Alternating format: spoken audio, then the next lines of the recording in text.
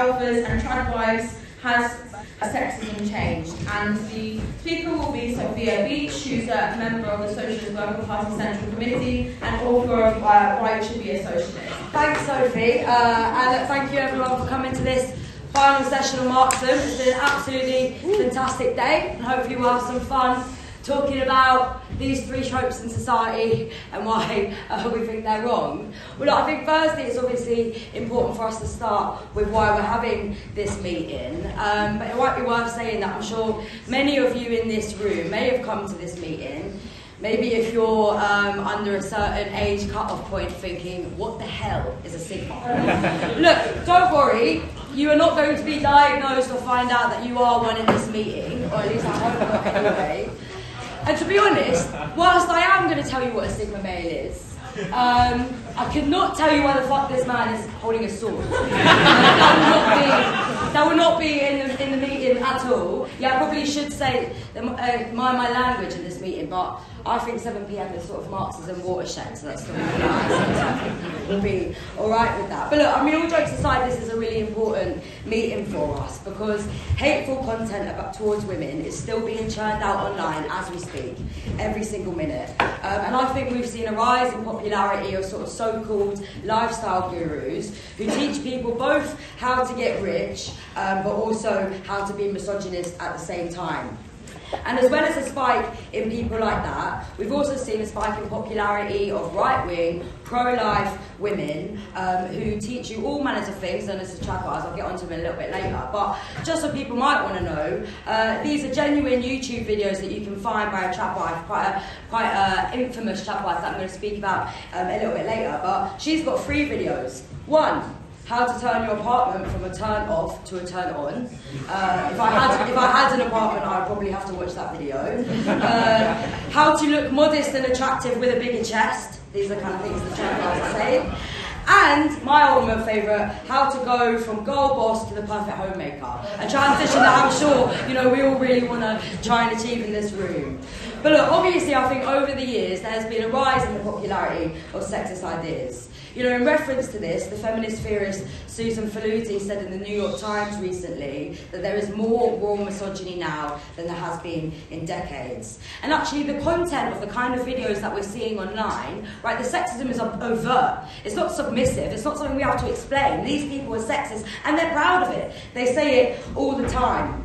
And actually I think across all of the political spectrum, but particularly across the spectrum on the right, it is clear that actually what the expectation of women is, how we should act, how we should behave and how we should be treated. And I think it's worth saying that on the flip side, there is a lot about what men are expected to be in society as well. Actually, many men claim that there's a crisis in masculinity.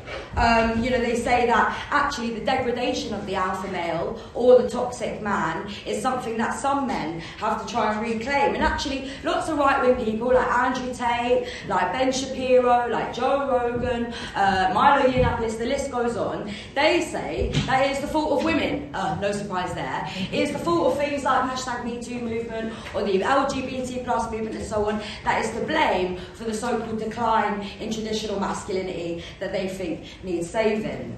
And look, the content that is created online gets billions of views, but I think an important point that I want to make today is that this is not disconnected from the material world.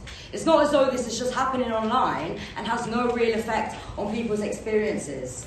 People will have heard at Marxism Festival about our sounding the alarm of the rise of the far right across Europe. And actually I've just listed a load of internet celebrities, right, who have these backwards ideas, but the same arguments are made by Donald Trump, by Viktor Orban, by Meloni, by Le Pen and by Farage. And what else have we seen? We've seen attacks on women's bodily autonomy from Roe versus Wade to attacks on trans rights in this country too. So really in this meeting, I'd like to look at sexism and the role of women's oppression really in this global context, because I think by situating it as a part of the world that we live in, as fundamental to the system of capitalism, not only can we understand where it comes from, how maybe sexism has changed, but fundamentally we can also understand how we can get rid of it. And it's worth noting that we've seen a deep polarisation in society, and I think a shift to the right about what our expected gender roles are. But it's important to know that these ideas don't just pop out of nowhere. They stem from the structures of society that we live in. And I think with capitalism, it throws us into crises time and time again, economic crises. These are fundamental to the system. And whether we're in a boom period or a crisis, a bust, a recession like the one that we're in now, the needs and the ideas of the system can change and morph along with it in order to try and save some of the systems and the structures. However, the role of women's oppression, the reliance on women's labour within the family, and the structures from which sexism arises in society, I'm going to argue in this meeting, have stayed the same. But look, well, firstly, let's get on to the point that I'm sure everybody wants to know. What is a sigma and what are alphas? So, I'm sure that alphas and sigmas, well, definitely an alpha is a term that everybody has heard about. Alphas and sigmas, along with words like beta, incel, omega, gamma, and every other Greek alphabet in between, is a terms used online predominantly to describe different categories of men. And of course, like, an alpha male is something that's pretty straightforward, actually. This has sort of been in mainstream discourse for decades. You know, this idea that people always talk that us as humans, we sort of live in our social circles, in these natural hierarchies, right, that we're always supposed to place ourselves within. And much of this nonsense, believe it or not, was actually based off of studies of wolf packs in the 1940s. This is where the idea of the alpha male comes from, right? A man who is the dominant group that all the women look to, that looks after the children, and so on. And people said, oh, well, if wolves do it, then surely that's how humans must organise as well. I mean, the science was pretty flimsy then, but it's obviously utterly discredited now. And actually, what's quite interesting is that this isn't even true of wolves. In the wild, this isn't how wolves operate. Actually, the study that was taking place in the 1940s was of a wolf pack held in captivity. So look, take from that what you will about the kind of natural hierarchies that we're supposedly meant to fit ourselves within in capitalism. But despite this, the metaphor of the wolf pack still has some purchase. And whilst alphas sit on the top with everyone underneath, there's also the addition of the lone wolf, or sigma. Like the alpha men, sigmas are confident, they are successful with women, they are financially secure, but they sit outside of this hierarchy. You know, they don't really care what people think of them, unlike the alpha males. They're unconcerned with the social climbings and the pressures that all of us, you know, have to deal with. They don't care what people think of them, and they don't try to be any of these things, but somehow they're successful with women anyway. I think it's quite funny, isn't it? So this is wild, some of the stuff that you find online when you Google this, right? There are millions of people out there that think if you put some words in a pyramid, it makes it science. So many of them. But so this is it, right? This is how we can explain the socio-sexual hierarchy that men place themselves within. It's quite ironic, really, because sigmas are meant to not care what we think about. They're meant to stand outside of society. But there are thousands of people Googling, how can I become a sigma? So clearly they must care in some sort of respects. But I think what makes sigmas unique is not that they just have backwards ideas about women or what men or masculinity should be, but rather the sigma male and this ideology presents not just these backwards ideas, but a whole way to live your life. This is known as the sigma grind set. Right? It's a mindset, for people who didn't get it in the room, a mindset that is about grinding. It's about working hard, whether you're in the office, or working hard whether you're sat in your laptop when you're in your gaming chair, most likely investing in crypto, or working hard in the gym. Actually, they teach people how to fit 21 days into a week. I'm sure people would have seen that. To be honest, I could learn a thing or two. I'll probably get a lot more done. But it's this idea, right, this concept of sort of making the most of your time, getting rich quick, standing outside. The sigma males can get 21 days in a week because they don't care about society or socialising, because they don't like to stand in that sort of hierarchy, right? So this is the kind of things that they do. But like I say, they also have an emphasis on cryptocurrency, looks maxing that people may have heard about, something called mewing. Don't know, who knows what mewing is? kids in the room? Yeah, for those of you who don't, mewing is when you hold your tongue to the roof of your mouth and apparently accentuates your jawline. So, you know, Lixie, I think we've got till 8:30, but we might all leave the room like better looking if we do that for the next hour and a half or something. But look, this is a lifestyle that makes the most out of capitalist accumulation. It's this get rich or die trying attitude, the myth of meritocracy, you know, the idea that actually being like a lone, brooding wolf with a Rolex on your wrist is the answer to all of life's problems. And it's really ironic because the Sigma males and this sort of subculture online, they've got quite a lot of figureheads, idols that they look up to. Not a single one of these idols is real, right? They're all fictional characters. That tells you something.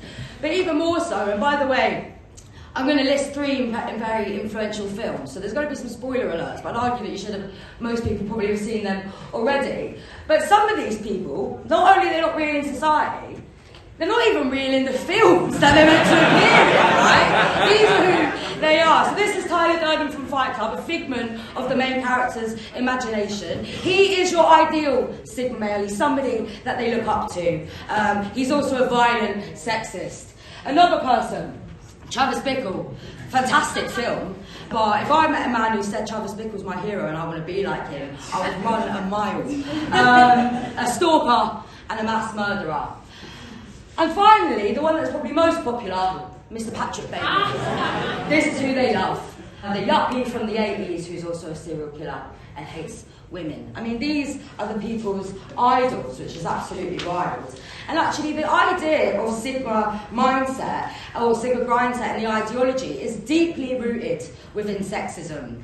It has a massive amount of misogyny within it, alongside rampant individualism, homophobia and racism. So look, the term was actually first used in a blog post in 2010 by someone called Vox Day. His real name is Theodore Robert Beale. He's an American sci-fi, science fiction writer, as if any of us needed any more of them in the world. And he said that Sigmas are, quote, and this was the original sort of part of it in 2010, he said Sigmas are outsiders who don't play the social game but manage to win it anyhow, and who often like women but tend to be contemptuous of them, which is one way of putting it if you think about Patrick Bateman. It's worth saying that Theodore Robert Beale himself is certainly contemptuous of women, who in 2015 said that women shouldn't have the right to vote as, quote, they are significantly inclined to vote for whomever they would rather fuck. So, when I saw that quote, I thought, do you know what? Robert Beale might actually have a point. Because that must be the reason why I didn't want to vote for either of these two candidates. No way. It could have been less shit politics. I think it would have been that politics at all. It just must be because I'm just not naturally attracted to them.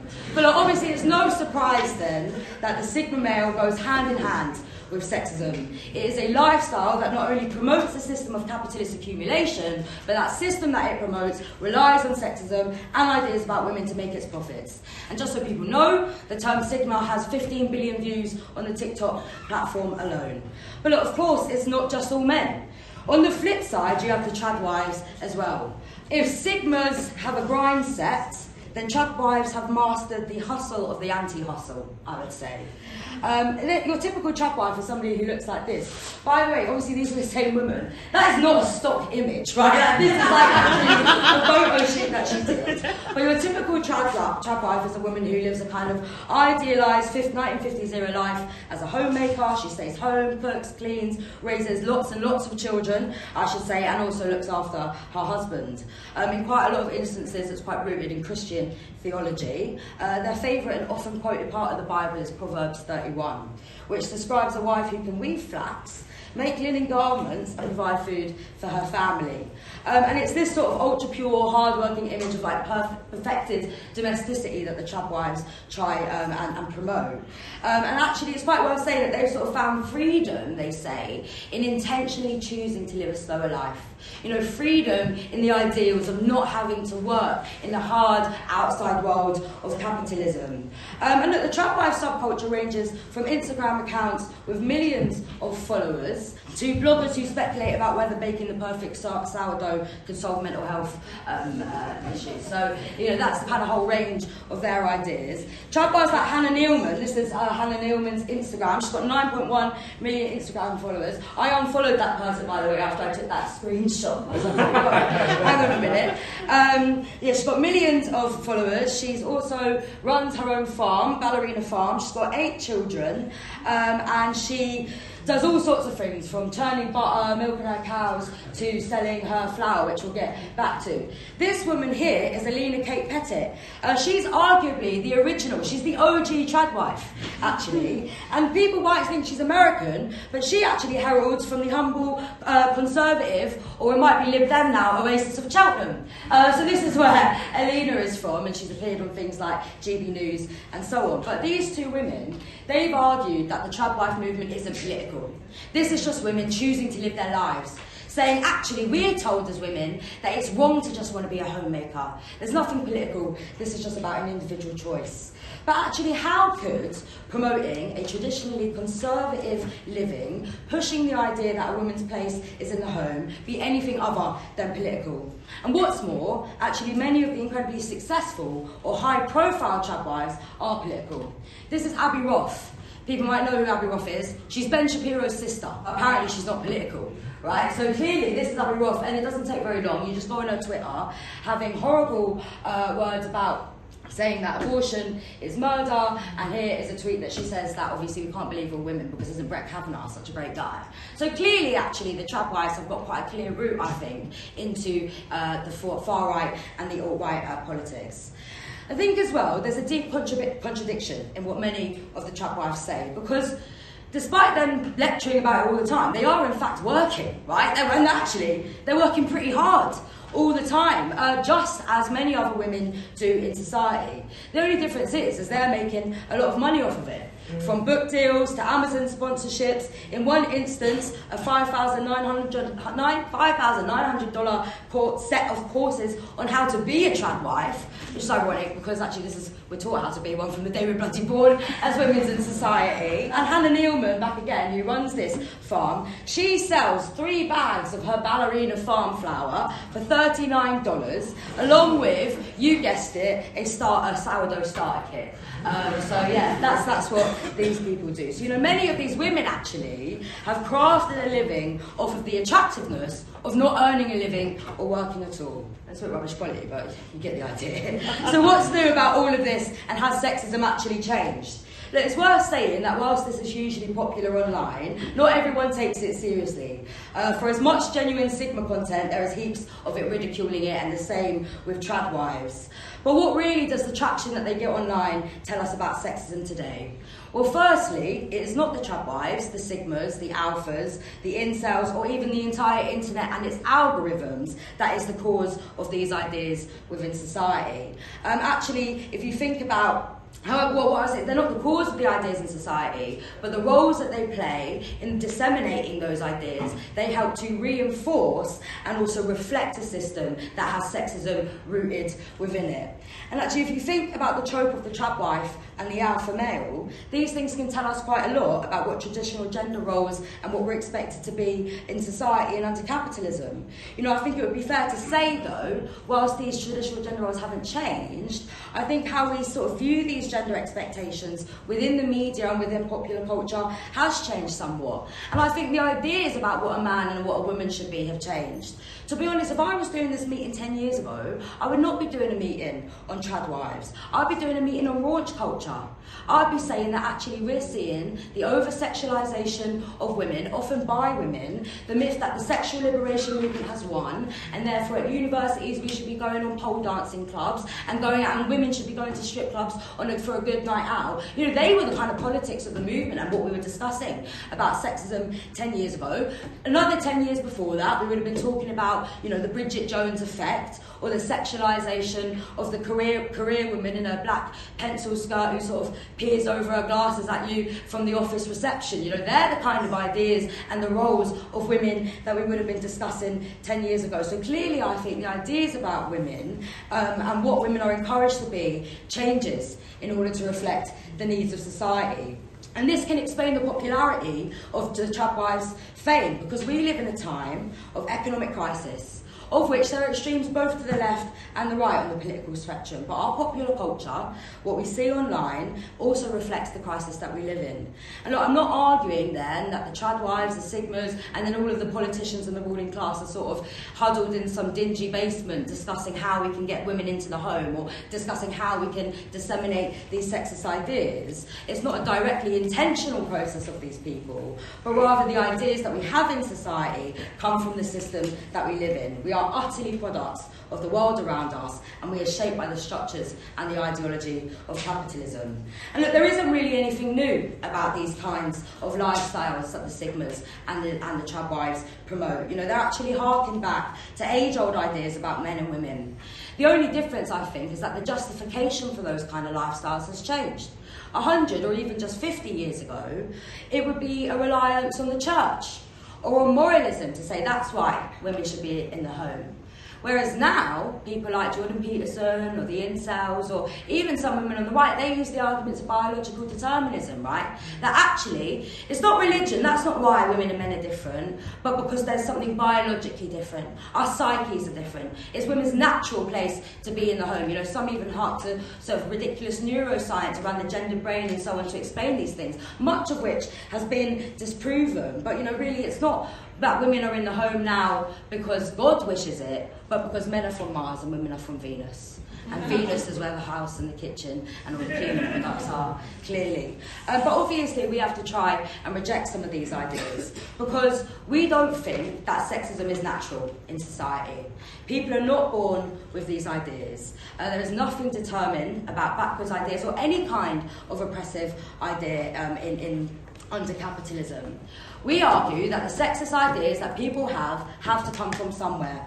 And actually they are rooted in the system. And it is within the institution of the family, this sort of nuclear family that we're told to live in, it is this kind of institution under capitalism that is where our sexist ideas stem from. Because society is structured around the nuclear family. You know, we are told that this is the natural way to live, and they use methods to sort of enforce this framework, don't they? From mortgages, rent prices, universal credit and so on. But also the ruling class use ideology to enforce this on us as well, from family values to the kind of toys that little girls are given to play with.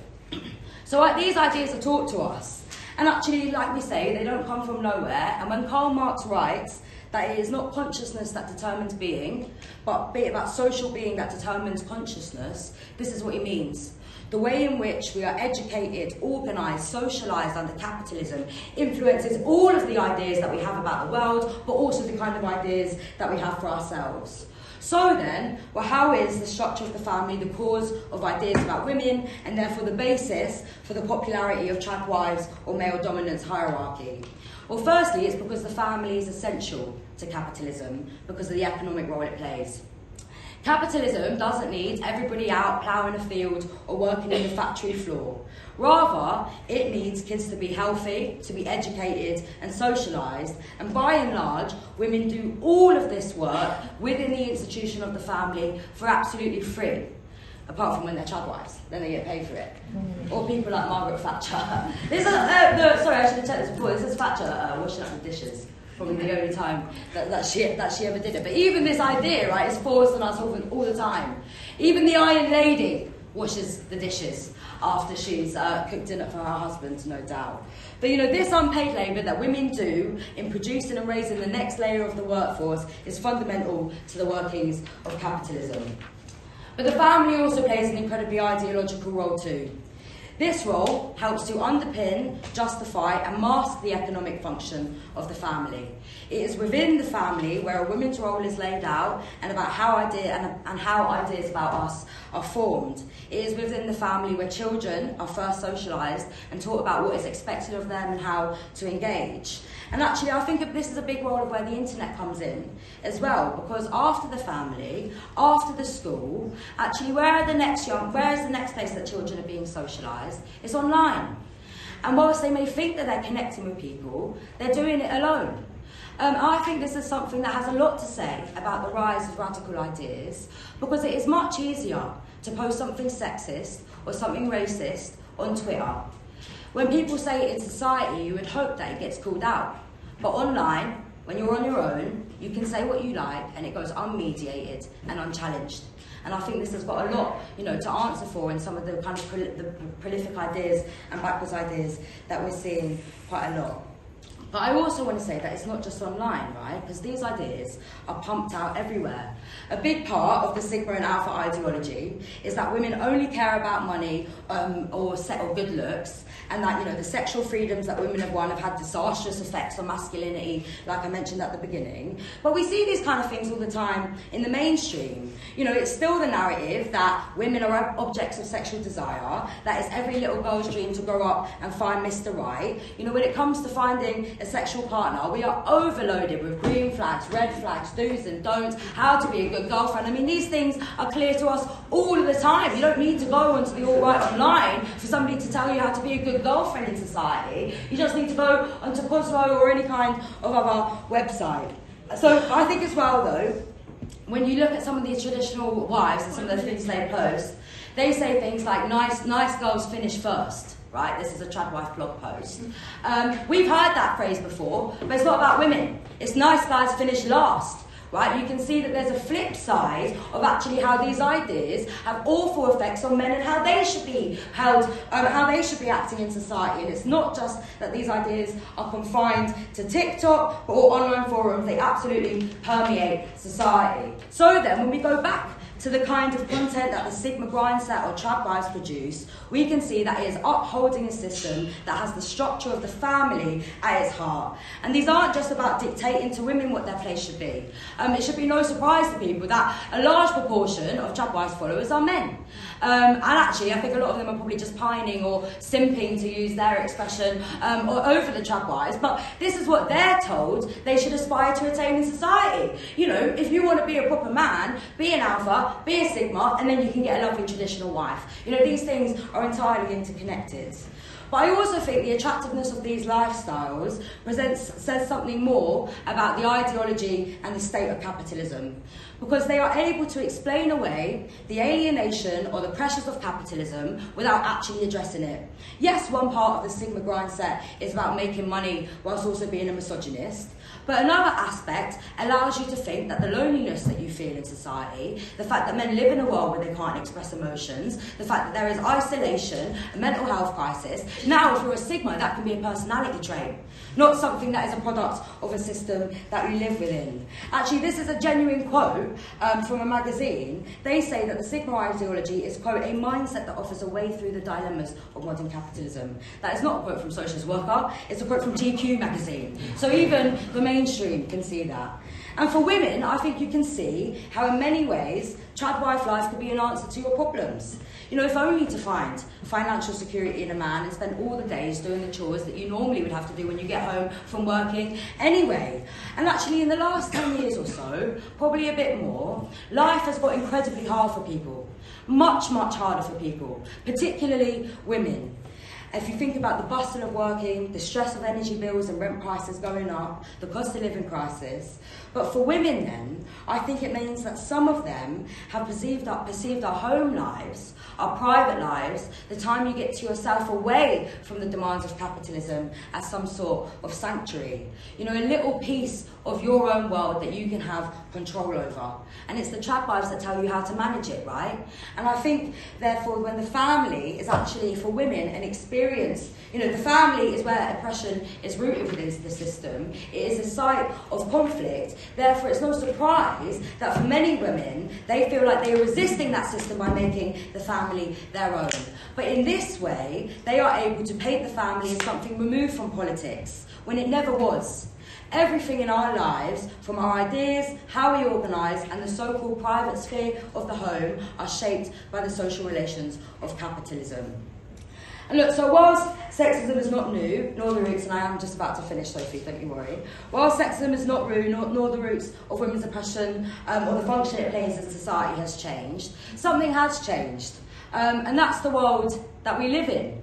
actually. If you think about the kind of world of the 1950s, where the ideas of trad-wives or alpha males wouldn't have been as controversial, or the ideas of the 2000s, the birth of a new millennium along with the internet and limitless possibilities, we now live in a world of deep crisis. Our economic prospects or opportunities of owning a house are very slim. Marriage rates in Britain are at an all-time low, which is not bad news for us. It's bad news for the ruling class. We don't mind those sorts of things. But we're no longer living in the economic boom of Patrick Bateman or the so-called career woman, but rather we're living in the time of these sorts of political dominance and figures. You know, I said at the start that I wanted to situate this trend of sigmas and trad-wives had to be understood in the context of the political spectrum all over the world.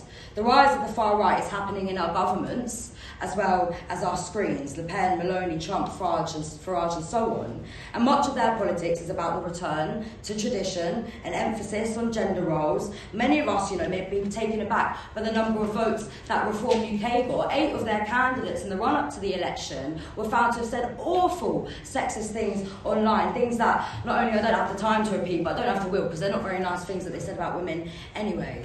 So look, just to finish then, this can seem like an incredibly bleak picture to paint, right? And that's not what I was intending on. I'm sure many of you in this room thought, if I wanted to be depressed, I would have gone to the meeting on the rise of fascism that's going on now. I wanted to have, a chilled out laugh at these kind of people. But actually, I think what offers us hope is that we can understand why these ideas have a purchase in society and where they come from. And that means we can challenge them and get rid of them too.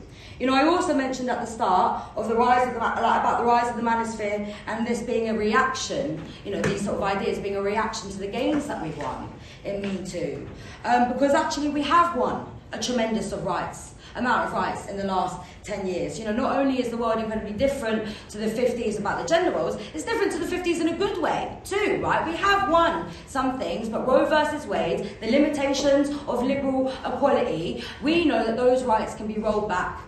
Winning so-called equality in law is not the kind of liberation that we need for women to be freed from the wrongs of the home and actually free from the sexist ideas. And as socialists, we have a route to winning that real liberation, to a world where people aren't confined by rigid gender roles, where men don't have to be a stoic breadwinner and women their adoring angelic wives.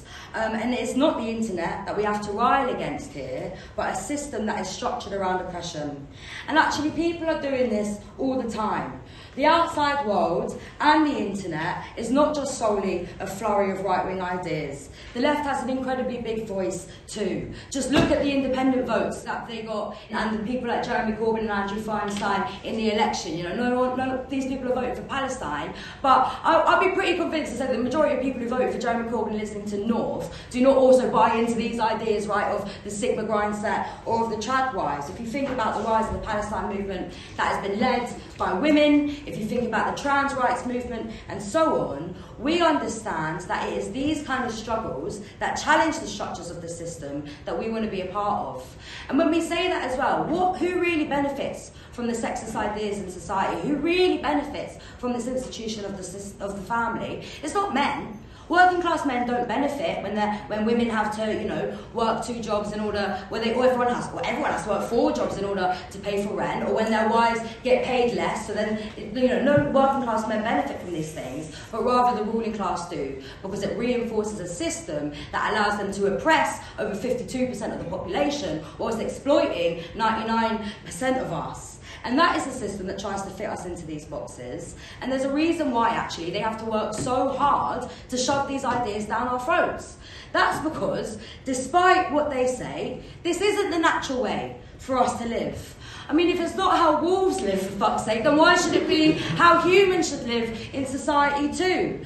I think that the majority of people don't want to be hemmed into these rigid gender roles that we see in society. And I think when we struggle, we can begin to break down these ideas. And I think the final thing to say then is that we all hear all sorts of examples of revolution. But for me, when it comes to women's liberation, we have to finish on the question of the Russian Revolution of 1917. Because when you talk about traditional gender roles, when you talk about the role of the family, there were few places in the world that were where the family was more institutionalized than Tsarist Russia. in 1917. A family where it was legal or a requirement for men to have a whip above the marriage bed in order to keep his women in line. But what happened in the Russian Revolution?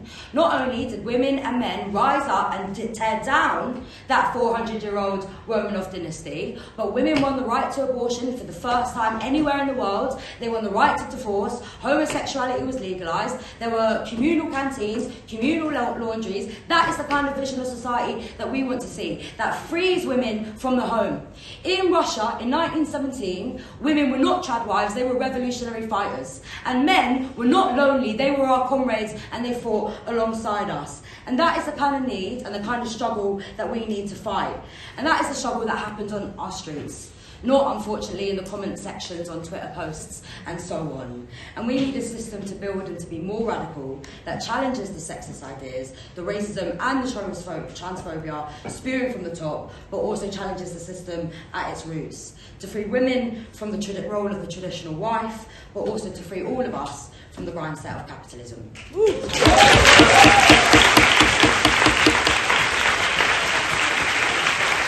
Thanks, Sophia. That was really brilliant.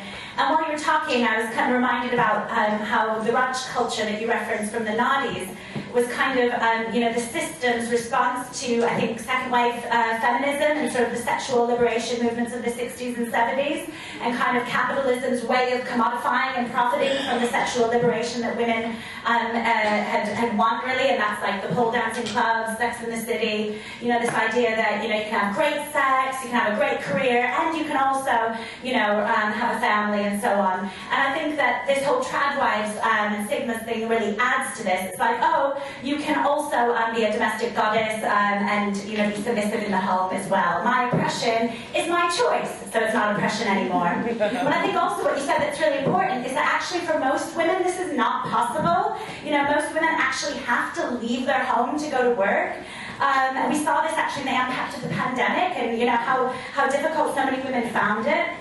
And while I think, actually a lot of these ideas don't actually resonate with the vast majority of women, we have to be very clear that they are toxic and they have a very big impact on broader society and how women feel about themselves. They make us feel like, even if I don't believe in this trad wife stuff, ooh, I better keep my house really clean and do everything else as well. And it increases violence against women as well. And the only other thing I wanted to talk about is actually going 100 years or more back in history to the Russian Revolution. I don't have a lot of time, but sexist ideas were rife in the Russian Revolution, before the Russian Revolution. Peasant men used to have a whip above their bed, ready to whip their wife, and they said the more they whipped her, the more that they loved her. And actually, through the revolutionary struggle of working class women and peasant women fighting back, alongside working class men, they transformed their society and they began to build a socialist society based on having communal services, communal laundries, communal childcare, women involved in politics, part of society, running society. This has to be our vision. Work in itself and leaving the house isn't an end, it's a beginning. We're strong in the workplace, we're strong outside of the home where we can collectively organize and fight back. But that's only the start, because we're fighting for socialism, and that means a radical vision of what society looks like. I wanted to really elaborate on a number of the things that Sophia mentioned, because I think we have to contextualise what's happening and the changes of the attacks on feminism in the present economic circumstances. And neoliberalism is in crisis. And what that means is the kind of services that used to support women being mothers, like nurseries, like access to GPs, like hospitals, like care for their elderly parents, has all been swept away in the last 30 years. And the reason why I think they are now bringing in a version of kind of trad wives, there's always been that, but you have those on the right, and I want to add to your trad wife, Sophia, MP, I hope she isn't an MP now, I haven't checked, a woman called Miriam Gates, who has really been leading for the extreme right in the Tory party on this issue. She wants women back in the home, though she's on an £83,000 salary in the House of Commons. She's presently, as we speak, meeting with people who want to reduce our access to abortion. She's against children going to nursery schools. She's against equal pay. Why are they doing it now? Because they want us to be the reserve army of labour. They want women to have to leave work in order to look after children. And it's a crisis, it's a penalty of motherhood at the moment. Thousands of women, pregnant then screwed, estimate that 250,000 women, mothers, every year in the last 5 years are having to leave work or go part-time in order to provide the family care, to do all that unpaid labour, looking after their immediate families and their extended families. And that's what's behind this. There's always, we can laugh at these women in their Laura Ashley flowered dresses and wonder at the ability to have 8 children, to be honest. But actually there's something deeply, deeply threatening about it, and it's part of the agenda of the popular right, who want us to be to do more of that kind of work, because they're not prepared, capitalism is not prepared to pay for the services we need to be both workers and mothers when we choose. I think for me, trad rights and the advocacy signalers are sort of two sides of the same coin, so I'm just sort of lumping it together in terms of what I'm referencing. I think we need to be quite conscious of the not so subtle but subtle undertones that are apparent in these ideologies, which is extremely anti-LGBT+. I don't think there's many sort of like lesbian trans wives, nor like trans people or gender fluid people, bisexual people. Like, and I think the way that the comrade up there said earlier about, you know, if you make your oppression your choice, it's no longer oppression. In the same sense that this isn't actively being homophobic outwardly like the Andrew Tate types. It's quite passively but quite aggressively anti-LGBT+, and I think that's a really important element that we don't forget, because watching this, like, as a lesbian, I find it incredibly threatening, because my existence has no place in any of these people's minds, and I worry for like anyone sort of absorbing this ideology. Thank you. I just wanted to talk a little bit about the idea of the trad wife, because we see it as something that comes from the 1950s. But if you actually go back to then, it wasn't a real thing then either. The majority of working class women at the time were not these kind of perfect housewife ideals. And in fact, they had to sell that idea at the time. Like, I'm glad you brought up the example of Margaret Thatcher. There's people like Mary Whitehouse, who was this evangelist campaigner. Phyllis Schlafly in the US, campaigning against the Equal Rights Amendment. All of these women were selling this idea of the trad wife at the time that it actually, you know, came into existence. And I'm also glad that you mentioned the broad culture, because I think this is the other side of the same coin.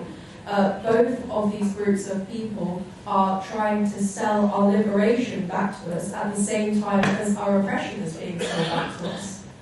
I think it was important to talk about the far right, because whilst this meeting, you know, we can take the piss out of all these people, I think there's a very scary sort of political anchoring to these ideas. And I think that when we're talking about the far right, I think it's also wrong to assume that it's only old people who are voting for figures like Trump and Meloni and Farage. Actually, there is a huge surge of young men also voting for them as well. Like, I think it was around 6 months ago, there's an FT article that came out that did these graphs of divergence in the way that young men and young women vote. And it showed in places like Germany and South Korea, the voting intention around young men was drifting far to the right, and whereas women, it was sort of remaining the same or was going to the left.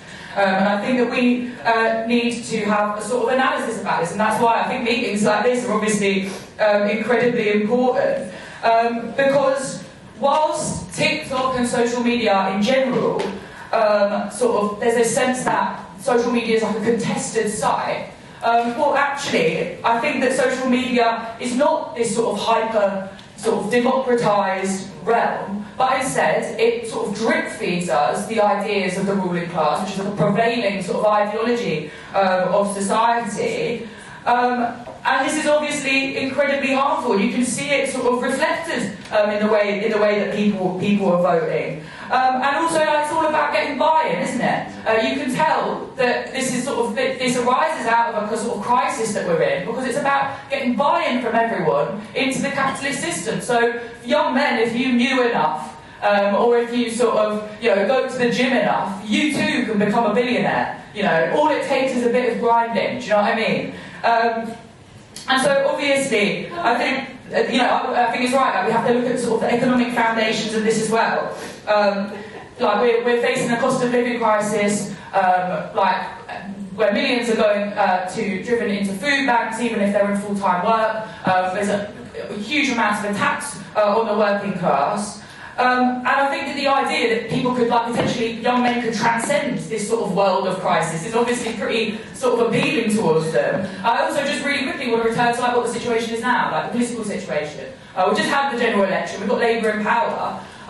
Will conditions get better for women? No, they won't get better for women. You'll have the same old austerity. Just because you've got Rachel Reeves and the like, who sort of, dress in this sort of Thatcherite manner, just because we've got, women in charge, doesn't mean that life is going to be improved for women in this country. Her sort of big notion of secure economics, the only people that's going to be secure for are big business, not women. As someone else said, it's women that are the sort of main victims of austerity and the like. And finally, I think it's really important that you brought up Russian Revolution, because it's true that we're in struggle. People sort of, people link up in struggle and can overcome oppression. That's why, sort of like Marx said, revolutions are the festivals of the oppressed and exploited. And whilst that might seem sort of like quite an often recited phrase, I think it's true. A couple of people have talked about, I think it's really true to think about there's a real campaign by both the far right and also the right in the context of neoliberalism to push women into the family.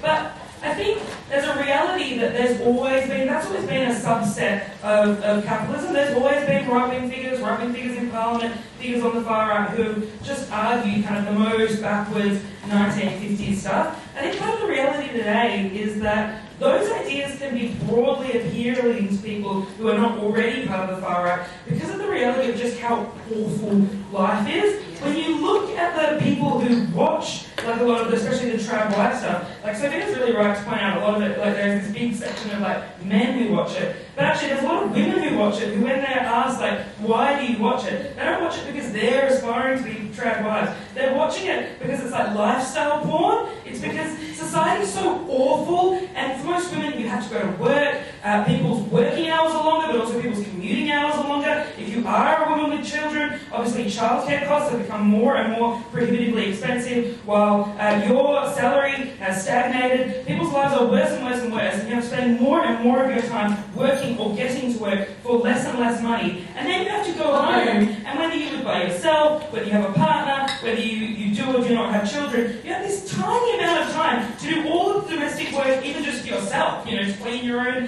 house, to make your own food, to wash your own clothing. People talk about how they organise their weekends, and they're like, oh, I work all week, and then Saturday I have to do all of my life chores, and I'll try and see a friend on Sunday. It's just this dreary, dismal lifestyle that people live. And when you have the framework seems like it's just the options that capitalism puts forward, there can be a logic to think, oh, wouldn't it be fantastic if someone could stay home and do all of that? Wouldn't it be fantastic if I only had to do 50% of the things I do now, and I at least didn't have to go to work? And, wouldn't that be a better way of organising things? And I think that reflects in such a fundamental way how women's liberation has to be bound up with the liberation of humanity, how women's oppression is totally bound up with the reality of capitalism, because we have to say, no, the options are not figuring out how to reorganise the deck chairs on the Titanic. The options are not figuring out, how it is that you and your one partner or your friend or your whatever who you live with, how you reorganise your lives best to deal with the shit system. The option has to be to say we have to totally transform things. It's not logical that human beings have to be in their own house, looking after all of their own needs, making their own food. These are all things that can be organised in a collective way. But that cuts against a logic of the system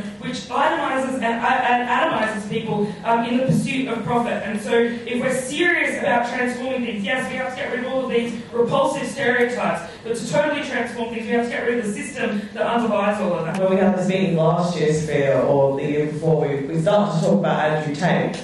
And I think really what this, the kind of title, we're not trying to, equivocate it, is saying there's something going on here. There's something going on in attempts to kind of like popularise kind of like quite reactionary and backwards kind of sexist ideas. There's a phenomenon going on, and I think it's useful for us to try and think through that. I remember I think it was the first time I saw like a trans rights video was on TikTok in the last year, and I was just bewildered, to be honest. I was like, this very like, not idealised kind of like even Mad Men-esque kind of like, it's like, everybody makes everything from scratch. That's how she's called. And she has that, she's like 23, she has about, she has about 10 kids or something. It's like, she's like, and it's just kind of interesting how popular these ideas are becoming. Actually, I think it's, she's part of Mormon Church, and there's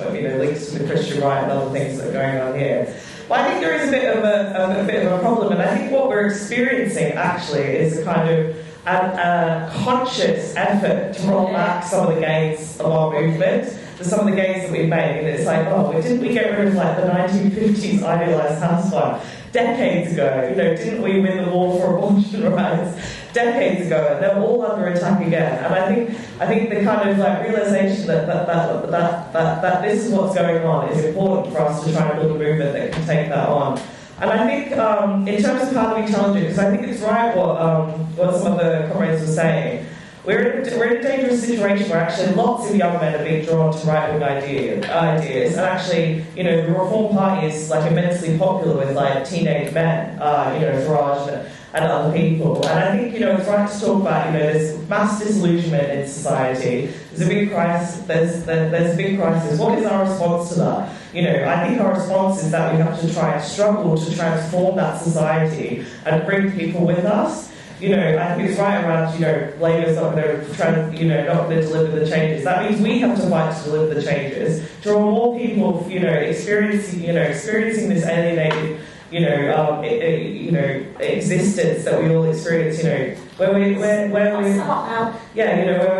forced to have, intimate interactions on like an app where you're swiping left and right, or by, a capitalist thing. So I think it's, I think we have to find unity and struggle because we have a bigger enemy when we're fighting together to take on people at the top who are making all of our lives worse and worse. But look, I just firstly want to say thank you for an amazing discussion. I really, really enjoyed that. You might think that us as speakers that's in the script of Marxism Festival, but I'm not lying. I genuinely did. And look, if I don't manage to come back on everyone's questions and so on, I would definitely be in the Institute bar. So you can come over. You come over, you can either buy me a drink, I'll buy you one. We can help to try and get the spend up.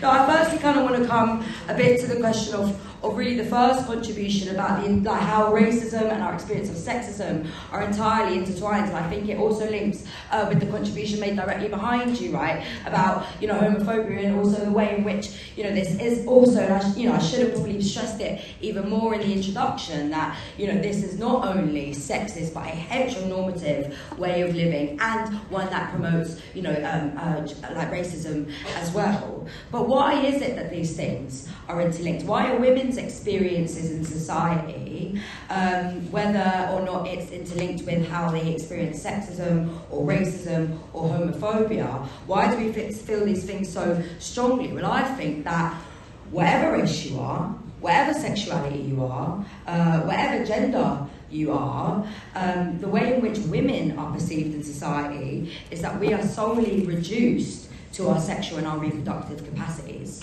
Right, we are actually just seen from the ruling class as empty vessels that can make babies, and you see this time and time again. And then on top of that, what comes from next after our ability to have children is the fact that we're there to be really the givers of pleasure, you know, to men. It's never really about the agency of women, and I think that's why it kind of ties into, you know, your experience of racism, and then what what you were saying about racist stereotypes about who you are and why you might be a good homemaker. You know, and these things we see all the time. I mean, I don't have time to get into the kind of racist stereotypes that you see on pornography websites, but it's a pretty common argument. I think people will know what I'm talking about, but these things are enforced from the top all the time. And I think it kind of links a little bit really to the sort of question that you were asking about equal pay and the arguments about, well, is it women that, you know, because we're all in the workforce, actually wages are being driven down? We have to say absolutely not. The ideology of the family and capitalism are the reason why women are paid less than men. We are paid less than men because we are told our labour is not worth as much as men's. We are told that actually, and if you think about it, not only is it in, you know, the same job that women have a pay gap, but actually by and large women do the most underpaid jobs in society: cleaners, nurses, carers as well, you know, teachers as well, if you think about those sorts of things. So women by and large do actually the work that is paid less as well. And I think we also have to say, when we talk about the pay gap and who is responsible, it is the bosses in the system.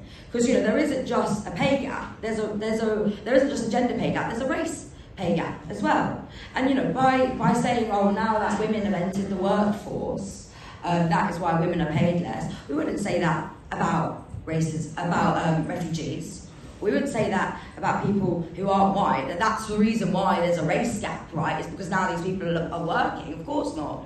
Actually, we have to say that that happens because the system will do whatever it can to save and to do these sorts of things. And also the fact that people are paid less or more in society, this helps with the division and the exploitation of the working class, because it helps fuse tensions amongst the working class. Because when women are paid less than men in the same job, naturally, women might think, well, who's the enemy here? Well, it's my male co-worker who's getting paid more than me. So it helps to reinforce these ideas of division and ideology as well. And we also have to say that in the system, there is more than enough money for all of us to be paid, a lot more. In the BBC, they have got enough money to pay the women the same as men, although both should probably have pay cuts when you look at the amount that some of the lead anchors and so on are getting on the BBC, and maybe give it to some of the people who are working and all of the runners and stuff working actually on the TV programmes to produce them. But I think it's quite important for us to go through these sorts of things. And also what people mention then when you talk about the rollbacks of our rights and what we've seen in the system too, because I think when you talk a little bit about the Sigma mindset or the ideology, very much you can understand where or how these ideas have so much purchase. Because as we've said, capitalism is in a deep crisis, and people feel an incredible amount of despair, of loneliness and of alienation. I mean, this is central to capitalism. The fact that you have to go out and sell your labour in order to survive in society, and somebody else makes a profit off of you, is an alienating experience. It detracts you from what makes you human, your capacity to go out and work and be creative, and capitalism strips that from you. So you can understand why people feel despair. And then on top of that, if you're worrying about your rent or your energy bill, it's incredibly difficult times for people. And I think when we think about some of the purchase that people like Tate or people like the Sigma mindset have, they say that yes, you're angry, and it's okay to be angry. And actually, I would agree with that. I think people should be angry in society. But then they say, your anger has to be turned on your fellow person. Or, it's okay because men are meant to be angry, aren't they? Men are meant to be violent. We're meant to be, you know, a bit brooding and outside of that sort of thing. So they try and flip it. They take that anger and they challenge it right back into the system. And we have to say as well, when you think about some of the people at the top who push these ideas, Andrew Tate, Nigel Farage, so on, they're not Sigmas, they're not outsiders or outliers, they're part of the establishment. They're part of the class that benefits off of the oppression that women face. And I think it's important as well then when you think about what people were saying about why men, some young men, are voting rightwards. And I think it links to the question about dating apps, right? You are told that as a man, you have a right to certain things in society and that you deserve them. And capitalism doesn't deliver for any of us. in the working class. None of us get what we deserve. What do we deserve? Free healthcare, free education, a roof over our heads. We deserve not to have to worry about heating our homes or not having hot meals. None of us get what the system promises us that we're meant to get, and this is why I think these people channel that anger back into the system. I think then as well, the final thing to say is about the question of ideas and ideology, because somebody talked about the red pill and the fact that it's incredibly infuriating that this right-wing movement has actually taken something that was meant to be about trans rights, but there is always a battle for ideas going on the university campuses, whether it's about Palestine, or in the university campuses, whether it's about trans rights. We always have to fight in the realm of ideas. People are always debating what is right, what is wrong, what is about what women are expected to be in society. But actually what we know is that we can locate and understand where those ideas come from. And it's not as though the ideas in society just sit at the top and don't affect us at all. Actually, they have a very material effect on society. So look, the final thing, I'm going to be longer than 8 minutes, I'm sorry. Final thing then that I want to kind of come to is the question of misandry and the patriarchy, because I think it's quite important. It is right that misandry is not a thing in the sense that men are not oppressed in society. Men are not oppressed by that institution of the family. Women are. We are systematically oppressed by capitalism. But just because men are not oppressed by it does not mean that they are not affected by gender roles, nor does it mean that they benefit from the sexism that we live under. That is not what we have. Actually, we have to say that when you look at the institution of the family, it is capitalism that has to save it time and time again. In the Industrial Revolution, the family nearly broke down because everybody was in the factory floor. Women, children, the average age of someone in Bethnal Green during the Industrial Revolution, which is in East London, was 16 years old. The average age of somebody in Manchester during the Industrial Revolution was 17 years old. Everyone was on the factory floor. People were dying too young, and the capitalists thought, oh shit, we don't have enough people to work in 10 years' time, or to work on our factory floor so we can exploit them. So women were pushed out of the workforce. Men were given a supposed family wage, which was never a family wage. Women still had to work in the Industrial Revolution. And it was the system that did that. It was not men, both working class and ruling class, who got together and colluded and said, wouldn't it be good for all of us if we push women out of work? It was the men at the top of society who benefited. And I think it's important to say that because I don't use terms like patriarchy. I just talk about capitalism because that is what it is. I don't think we have an economic system that runs on one hand, that exploits people, and then a system of patriarchy that oppresses women and they run parallel as though they're working together. No, it is capitalism that exploits us and oppresses us as women, and of all the other reasons that it oppresses us too. So that then, I think, leads you on to who are the real enemy. Who are we actually fighting? And what do we want our movement to look like? Because it's not then men who benefit from sexism, but the ruling class. And therefore, the only people I don't want part of the movement who are going to fight against sexism are those people of the ruling class. Rishi Sunak, Rachel Reeves, Angela Rayner, Jess Phillips. I don't want them as part of my movement. Theresa May, whatever you want to say, she's a bit irrelevant now, really, isn't she? But it's really only the people of the ruling class that I say, you're not going to come and fight with us because you benefit from the system of oppression. And in the same way when people talk about Andrew Tate, saying that he's a Muslim and he says that he's from the Palestine movement, Andrew Tate has no place in the Palestine movement. Andrew Tate is friends with people like Tommy Robinson. They're both from Luton, right? So you can see this discrimination there. Actually, who do I want in our movement, and what do I want our movement to look like? I want people like Samara from the opening rally yesterday, the teacher who was out on strike. That is the kind of movement that we are trying to build. Women who are fighting in their workplace and fighting against the system. Actually, I want the people in this room to be part of the movement. People who can laugh about the ridiculousness of some of these ideas, but actually understand that it's an incredibly serious thing that's happening. It's not just women who are under attack. It is trans people, it is refugees, it is all of us. And we are under attack because the system is in crisis and it is trying to save itself. Therefore, we know we have a fight on our hands. And that is why we ask people to join the Socialist Workers' Party at Marxism. You would have been asked before. It's because we want to be bigger so that we can have a bigger impact on the movement and so that we can finally bring down the system that oppresses lots of us, the majority of us, and exploits all of us. So if you agree with that and you want to be part of that kind of fight against the system, I'd ask you to join the Socialist Workers' Party today.